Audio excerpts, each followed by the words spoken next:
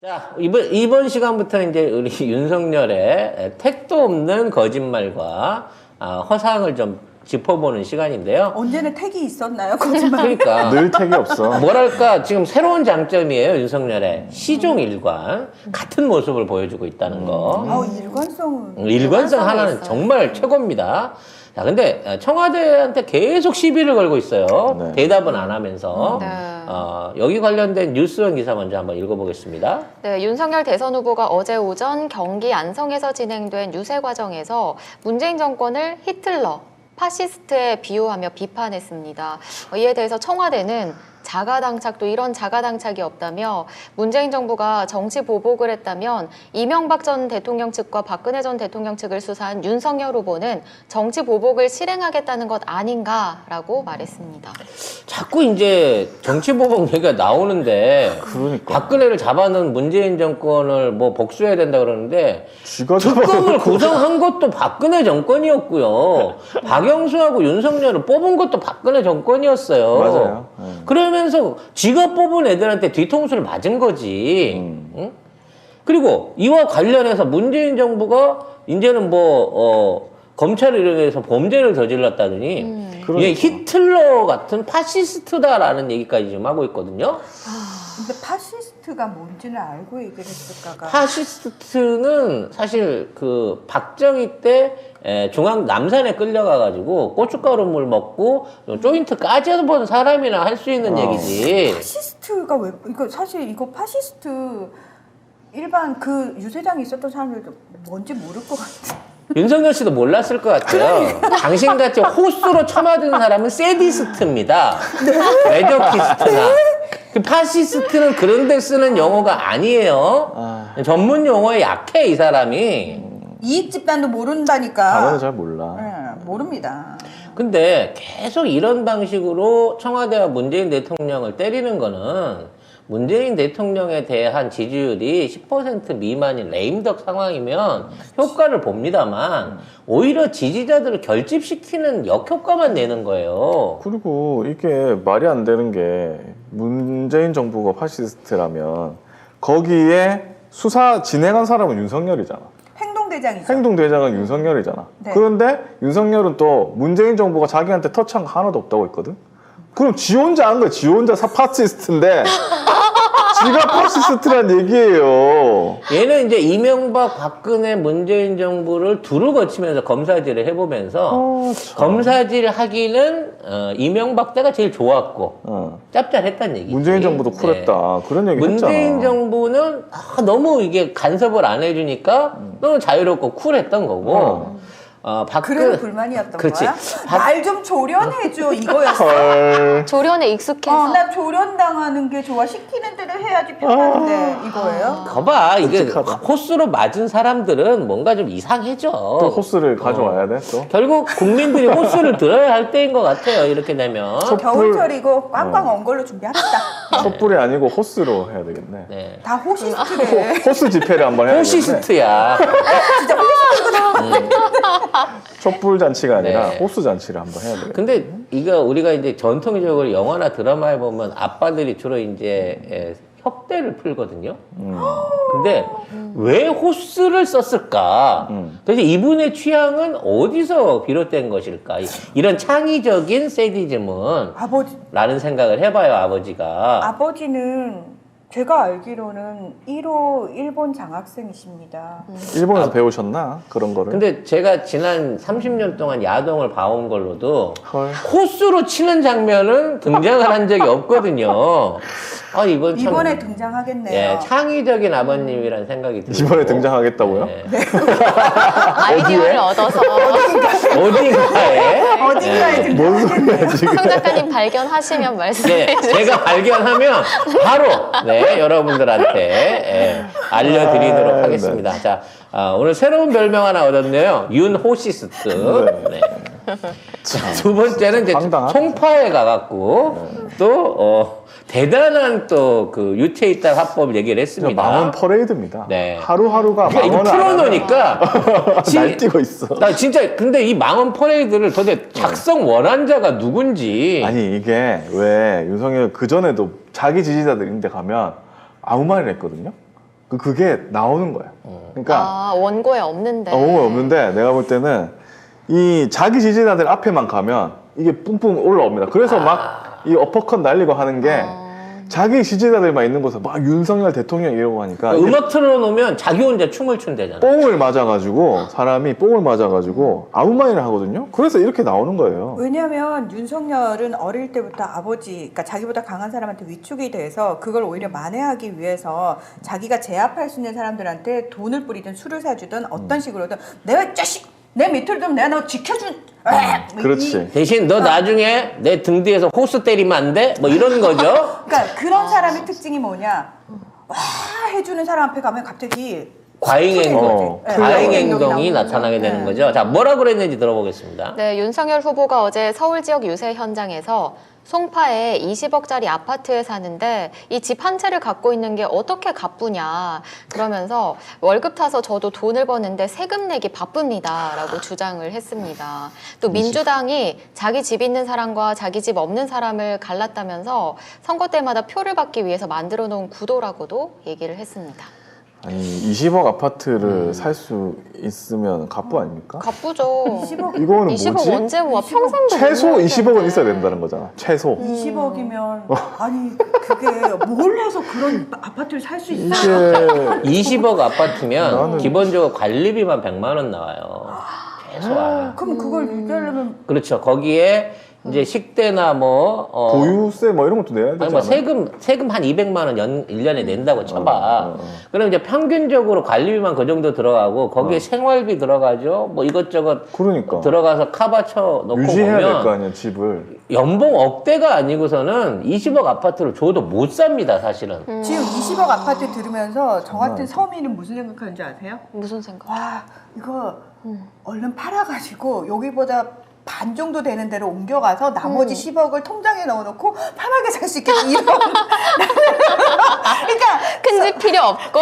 필요하고 와 이렇게 이런 없는 그러니까 집은 사람들은- 살기 위해서 야, 있는 아니 집이니까. 근데 이분들은 월급을 얼마를 받아야지 20억짜리. 아니 그러니까 집만 있다고 하니까 집만 있다고 하고 세금 내기 힘들다고 하니까 아니 그럼 팔아서 생활비를 10억짜리 집도 약간 외곽으로 빠지면 큰 평수 괜찮은데 그럼 세금 조금 내고 그 10억을 통장에 넣어 아니 바로 이 계산이 서거든요. 아니 말이 자이 안 아파트 돼. 사는 월급 450만 원 받는 기업인이 어머니 드리려고 아파트 한 채를 더 장만을 했는데 아파트 두 채 하필 50억이에요.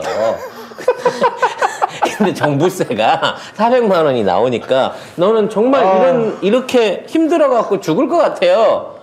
말이 안 되는 얘기 아닙니까? 네. 말이 안 되죠. 근데 오히려 지금 여기 가갖고 이 얘기를 한 건 광주 가서 가난한 사람들이라도 민주당 민주당 찍죠. 찍는다. 이 얘기에 대한 정반대 얘기를 여기다 하고 있는 거예요. 20억도 가난한 거야. 세상에. 와 지금 우리 송작가 TV 애청자들 중에서도 사실 굉장히 뭐 주식시장에 세력이 있을 정도로 굉장히 부유하신 분들 많잖아요. 네. 지금 박창용님께서 관리비 100만 원 안 나와요? 증언해 주셨습니다. 안 나온대. 100만 안 나와요? 못 살아보니까 그런 얘기 나지. 우리가 그러면 모르니까. 그거는 모르니까. 평수가 작은 평수가 평수가 평수가 작은 작은 20억짜리. 20억이 서울 한복판에 있는. 근데 몇 평이 20평이 있는 거예요? 그러니까 몇 평이 20억이에요. 아니 우리가 여기 아무도 경험해본 사람이 없어. 강북지역 같으면 최소 35평에서 45평 이상 돼야 되는 거고요. 강남으로 들어가면 20평대 미만도 다 20억이 그 넘어요. 로또 1등 맞으면 18억 주는 거 아닙니까? 그쵸. 로또 1등에서는 이런 걸 살 못 살 사나? 수도 없어. 네. 어쨌든 죄송해요. 저희 아무도 아유 참 구질구질하네. 그렇습니다. 자, 어쨌든 여러분이 저희보다 경험해 보신 분이 확률적으로 많을 거기 때문에 그렇죠. 알려주시기 바랍니다. 예. 어쨌든 윤석열 후보가 이 가진 생각이라는 것 자체가 이런 수준이라는 거예요. 그러니까 20억 아파트 산다고 이 사람들도 갑부가 아니라는 거지. 쉽게 말해서 내가 보기엔 걔네들 부자 아니야. 그래도 부자자 아니라는 거야. 기본적으로 아크로비스타 살아. 그 정도는 그 정도는 살아야지. 뭐 요즘 그거 아닌 사람들은 돈 벌어서 월급 저기 생활비 갖기도 힘들어. 그런 정도 버는 사람은 그 집을 유지하고 살 수가 없다니까 대한민국 구조 안에서. 근데 생각해보니까 이거 자기네 집 아버지 집은 김만배 누나가 사줬잖아요. 20몇 억으로? 20억으로 사줬잖아. 19억. 아, 그건 계집하려고 샀대잖아. 만배 누나가. 아니 그러니까 와 지금 막 올라오고 있는데 브루트님께서 삼성동 17평 투룸 25억 원의 분양비. 17평. 그래, 17평이 그 정도 간다니까, 20억 왜요? 미만이. 거기서 관리비는 많이 안 나오겠지, 당연히. 아니, 그러니까 와우. 왜 비싼 거? 왜 너무 이렇게- 비싸다. 왜 17평 투룸을 25억에 사요? 아니 나 너무 이해가 안 25억이 있는데 왜 17평 투룸에 살아요? 대박이다, 진짜. 이해가 안 돼요. 이해가 안 이해가 안 돼. 돼요. 여기에 대해서 이제 윤석열 디테일을 좀 더 붙였습니다. 호시스트가. 자, 호시스트. 민주당이 실수한 게 아니다. 일부러 집값을 폭등시킨 거다. 라고 얘기를 했어요. 그러니까 민주당이 고의적으로 주택가격을 더 올려놨다는 겁니다. 그게 가능한가? 나는 집값 올려서 민주당이 좋을 게 뭐가 있어요? 그렇지. 어. 민주당은 이거를 막아보려고 노력을 했던 거고 저쪽에 있는 세력들이 적극적으로 여기에 대응하기 위해서 집값을 올렸던 거예요.